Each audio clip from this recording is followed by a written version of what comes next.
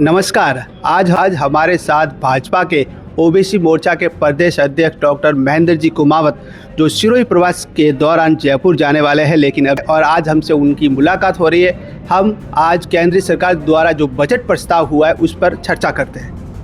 बताइए सर। नमस्कार।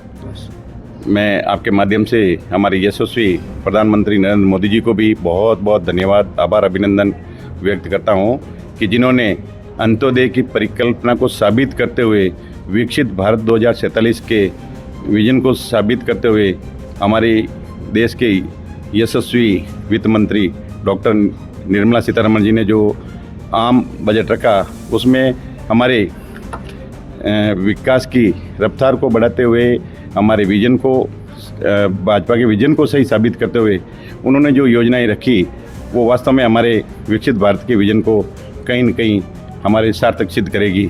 हमारे इस बजट में 3 मुख्य कर्तव्य है। एक रफ्तार, दूसरा समता और सबका साथ। रफ्तार, ये आर्थिक विकास की गति बढ़ाना। इस बजट के माध्यम से वास्तव में हमारे सीतारमण जी ने जो रखा, तो इससे विकास की गति बढ़ेगी, आर्थिक विकास की गति बढ़ेगी। इसी से आज भारत दुनिया में आज अपना श्रेष्ठ स्थान प्राप्त कर रहा है। दूसरा हमारा समता, लोगों की स्किल डेवलपमेंट करना, ये भी हमारे इस बजट का अहम हिस्सा है। वो इसको ध्यान में रखते हुए उन्होंने अनेक योजनाएं विद्यार्थियों के लिए और किसानों के लिए और युवा वर्ग के लिए उन्होंने रखी। तीसरा सबका साथ, सबका विकास। इसी बात को, इसी भावना को भाजपा का जो मूल विजन है उसको श्रेष्ठ सिद्ध करते हुए उन्होंने हर परिवार, समुदाय, क्षेत्र और सेक्टर की और ध्यान दिया और उनको अवसर और संसाधन के साथ उन्होंने इस बजट को रखा। हमारे यशस्वी वित्त मंत्री जी ने इस बजट में कई बड़ी घोषणाएं की, जैसे हमारे इनकम टैक्स स्लैब में कोई बदलाव नहीं किया और हमारे रिवाइज रिटर्न फाइल करने की सीमा भी बढ़ाई, यानी 31 दिसंबर की बजाय 31 मार्च तक की। मोटर एक्सीडेंट क्लेम की रकम पर आयकर छोड़ दी। ओवरसीज टूर पैकेज पर TCS 5% से घटाकर 2% किया। एजुकेशन, मेडिकल, पर्यटन पर TSCS 5% से 2% किया और 7 हाई स्पीड ट्रेनें भी हमारे लिए रेल कॉरिडोर बनाए।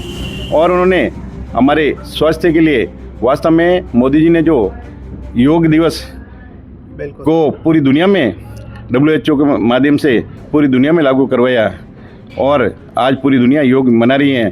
तो इसी उद्देश्य को सार्थक सिद्ध करते हुए उन्होंने 3 नए आयुर्वेदिक एम्स बनाए, क्योंकि आज हम सभी को ध्यान है कि हमारा आयुर्वेद कितना उपयोगी है। भारत का पुराना आयुर्वेद शास्त्र आज हमारे लिए कितना सिद्ध होता है। हमारी कई क्रोनिक बीमारियां जो उससे ठीक होती हैं, उन पद्धतियों को लागू करने के लिए भी उन्होंने किया। और हमारे कैंसर के रोगी जो इस बीमारी से बहुत बड़े पीड़ित हो रहे हैं, उनको बहुत महंगी दवाइयाँ मिलती थी। ऐसी 17 दवाइयाँ प्लस 7 दुर्लभ बीमारियों की दवाइयों पर कस्टम ड्यूटी खत्म कर दी। इसलिए मैं मोदी जी को और हमारी मोदी जी की पूरी टीम को, हमारी निर्मला सीतारमण जी को मैं बहुत बहुत धन्यवाद देता हूँ, आभार, अभिनंदन करता हूँ।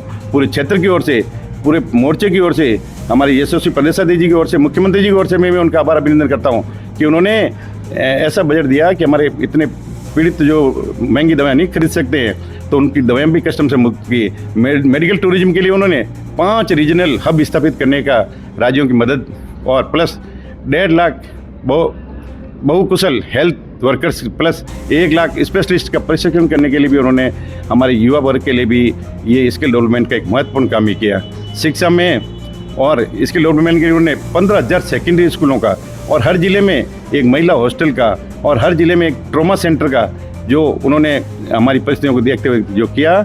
इसलिए मैं आदरणीय मोदी जी को बहुत बहुत धन्यवाद देता हूँ। उन्होंने इंफ्रास्ट्रक्चर, शहरी ग्रामीण, मैन्युफैक्चरिंग, आत्मनिर्भरता और हमारे MSME उद्योगों और कृषि और ग्रामीण विकास के लिए भी उन्होंने नारियल संवर्धन योजना, भारतीय काजू और कोको के लिए विशेष प्रोग्राम उन्होंने दिए और 2030 तक प्रीमियम ब्रांड बनाने का भी उन्होंने इस बजट में जिक्र करवाया। और उनके माध्यम से मोदी जी जो कहते हैं वो करते हैं और उन्होंने आज तक हमारी योजनाओं को, हमारे विचार परिवार की योजनाओं को उन्होंने साकार साबित किया। इसलिए मैं पुनः देश की जनता की ओर से, हमारे सभी युवा और महिलाओं और सभी की ओर से मैं उनको धन्यवाद, आभार, अभिनंदन व्यक्त करता हूं। और उन्होंने ऊर्जा और पर्यावरण के लिए भी 20,000 करोड़ कार्बन कैप्चर उपयोग और भंडारण और नाभिकीय ऊर्जा पर 2035 तक छूट बढ़े। बायोगैस और सीएनजी को उन्होंने बढ़ावा देने के लिए उनके भी रेट कम किए। इसलिए हम इस बजट आम गरीब के लिए, आम जनता के लिए बहुत उपयोगी होगा और आने वाले समय में भारत पुणे 2047 तक एक सशक्त भारत बनेगा और भारत पुणे दुनिया में विश्व गुरु बनेगा।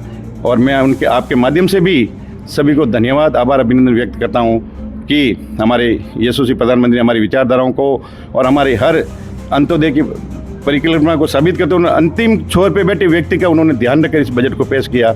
इसलिए मैं पुनः आभार, अभिनंदन व्यक्त करता हूँ आपके माध्यम से। जय हिंद, जय भारत।